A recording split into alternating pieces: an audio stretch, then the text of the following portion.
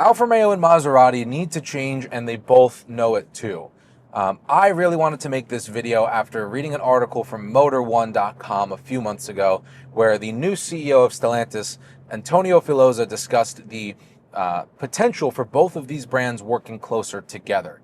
And I thought a fitting backdrop to have this discussion would be my very own 2017 Alfa Romeo Giulia, to talk about what I have hopes for these two brands, why I think this is a good idea for the two of them, and why they need this to survive together. So let's dive into that.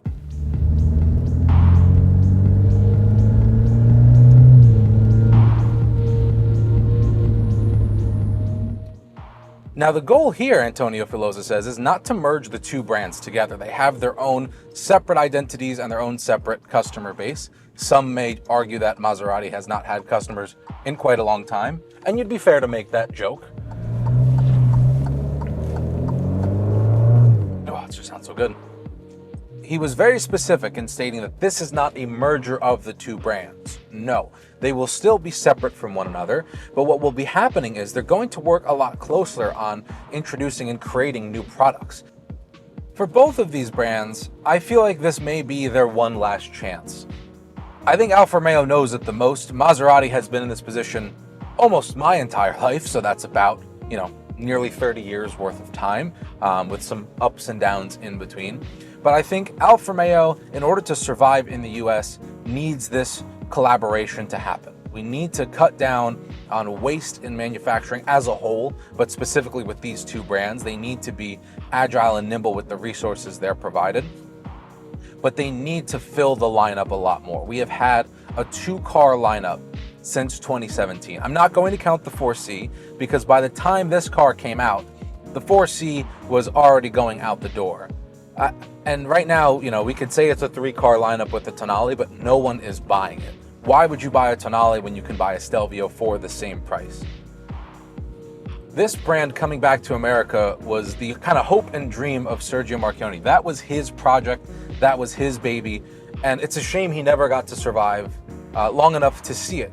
There were plans, I believe, for a Giulia coupe, and that would have been absolutely beautiful. But I really think without him, this brand has kind of been lost at sea. Since the Stelvio came out, we haven't had any original new cars, and I think with the merger with PSA, I don't think that's helping their case as much, because now Alfa Romeo is not free to create their own chassis anymore. They need to conform to what the entire company is using. Maserati, on the other hand, has always been struggling. They need this more so they do not have to dump even more money into Maserati to get almost nothing from return. But what really needs to happen at that brand is a good hard look in the mirror to say, what are we? We are not Ferrari, yet our prices have filled what Ferrari's prices used to be. We lease a lot of cars, but our resale values are terrible because of our lease deals. But nevertheless, the product line for both of these brands has been quite static overall. And I think having them work closely together will kind of shake everything up in between them. Like I said before, two more bespoke and unique brands collaborating with one another will have them share resources and create some fantastic products together. I think a lot of what each brand has can fill the holes in their lineups. For example, we've seen some of that start already with the Maserati Grecale. It is based on the Alfa Romeo Stelvio, so you still are using that wonderful Giorgio platform.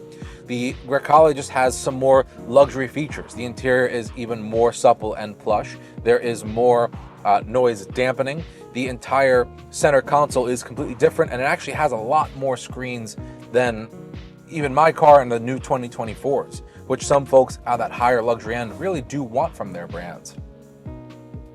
On the flip side, Maserati has two-sized sedans, the Ghibli, which has not been changed in quite some time, and the Quattroporte, which has also had just as long of a stint in its own existence. So if we're looking at that, Alfa Romeo, I firmly believe, is lacking that larger sedan overall.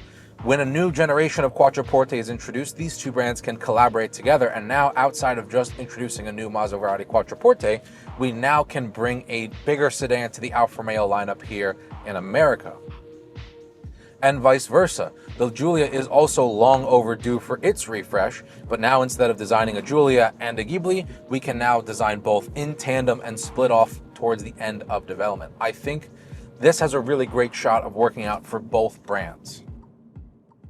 Now, one thing both of these brands really need to do going forward is marketing. These people do not know how to market a car. And it's very funny to me considering they're under the same brand umbrella as Dodge, who has been marketing a 20-year-old chassis with a nearly 25-year-old, if I remember correctly, engine in the Hemi V8, and they have been able to print money. Alfa Romeo, the ads only I remember seeing were when the car first came out. They had their big Super Bowl push for the Quadrifoglio, and that was basically it. The Stelvio came out, and there was a bit more marketing there, but nothing much after that. Maserati, I don't believe I've ever seen a single advertisement for, and if they're of the same philosophy that it's like Ferrari, where the car will market itself, they're absolutely wrong on that, because see the last couple minutes of this video with product branding issues, quality issues, nobody is just going, oh, I need to buy a Maserati, like they would aspire to have a Ferrari. So we need a good marketing push. Because at least for Alfa Romeo, I can say they've had one of the best products if you are a car person missing the older BMW and Audi days. That's right here. Whether you buy a 2017 like mine or go shop and purchase a newer 2024-23 model, those good old days are right here. This is a small sedan. The Alfa Romeo Stelvio is a phenomenal small SUV for someone who really wants to keep that sedan-like handling, but they need a little bit more room overall. But no one knows about it because there's hardly any marketing pushes for this product.